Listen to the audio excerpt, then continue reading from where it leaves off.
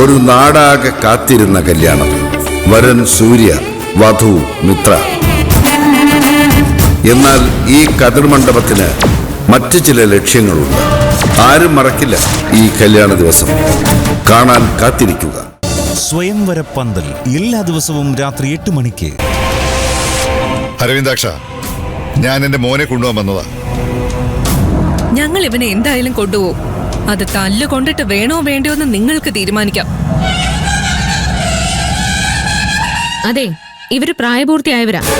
ഇവർക്ക് കല്യാണം കഴിക്കണമെങ്കിൽ തടയാനുള്ള അധികാരം നിങ്ങൾക്കില്ല. ഇവർക്ക് വേണ്ട സംരക്ഷണം ഒരുക്കേണ്ടത് ഞങ്ങളുടെ ഡ്യൂട്ടിയാണ്. പിന്നെ ഒരു ഡ്യൂട്ടി? നിന്റെ നാത്തൂന്റെ ഗർഭത്തിന് സഞ്ജുവിന് ഉത്തരവാദിയാക്കല്ലേ പോലീസിന്റെ പണി? മര്യാദയ്ക്ക് വഴിമാറിക്കോ മോളെ. നീ ഗിരിയുടെ ഭാര്യയാണെന്നുള്ള പരിഗണന ഞാൻ മാത്രമേ തരുള്ളൂ.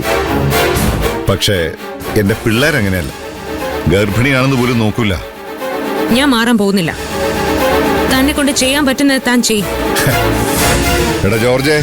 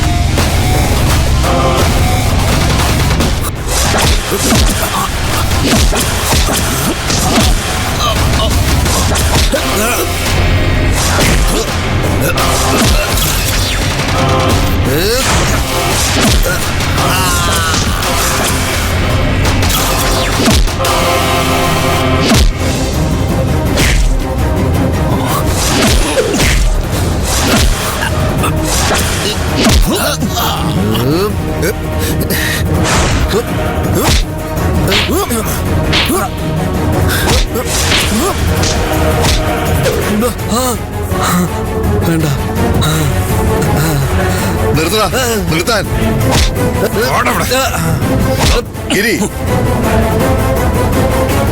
എനിക്ക് സഞ്ജുവിനെ കൊണ്ടുപോയേ പറ്റൂ. അതെനിക്ക് സമ്മതിക്കാൻ പറ്റില്ല. നീ എന്നെ എതിർക്കുകയാണോ? അല്ല, ഈ വിഷയത്തെ പറ്റി ഇതിനു മുമ്പ് നമ്മൾ സംസാരിച്ചപ്പോ ഇവരുടെ കല്യാണത്തെ കുറിച്ച് ആലോചിക്കാന്നാണല്ലോ ഗോപാൽജി പറഞ്ഞത്. പിന്നെ എന്തിനാ ഇപ്പൊ ഇങ്ങനെ തടയുന്നത്? ഞാൻ നിന്നോട് അതിനെപ്പറ്റി ആലോചിക്കാന്നേ പറഞ്ഞിട്ടുള്ളൂ. ഇതൊരു ചെറിയ തീരുമാനമല്ല ഗിരി. ഞാനിവന്റെ കല്യാണം ഉറപ്പിച്ചത് പാർട്ടി സെക്രട്ടറി വിനോദിന്റെ മകളുമായിട്ടാ. ആ കല്യാണം നടന്നില്ലെങ്കിൽ ഞാൻ ചെറിയ പ്രശ്നങ്ങളായിരിക്കില്ല നേരിടുന്നേ. ഇത്രയും കാലം എന്തൊക്കെ പ്രശ്നം ഉണ്ടായാലും അതിൽ നിന്നൊക്കെ ഞാൻ ഗോപാൽജിയെ രക്ഷിച്ചിട്ടില്ലേ? ഇത്തവണ അങ്ങനെ തന്നെ നടക്കും. വിനോദേട്ടനെ ഞാൻ കാര്യങ്ങൾ പറഞ്ഞ് ധരിപ്പിച്ചോളാം. കുട്ടികൾ കാണിച്ചൊരു അബദ്ധത്തിന്റെ പേരിൽ ഇത്രയും നല്ലൊരു അവസരം കളയണോ? ഗോപാൽജിക്ക് ഇതൊരു അവസരമായിരിക്കും. എനിക്കിതെന്റെ അനിയത്തിയുടെ ഭാവിയാണ്. എന്നിൽ നിന്ന് ഒരു വിട്ടുവീഴ്ചയും പ്രതീക്ഷിക്കണ്ട.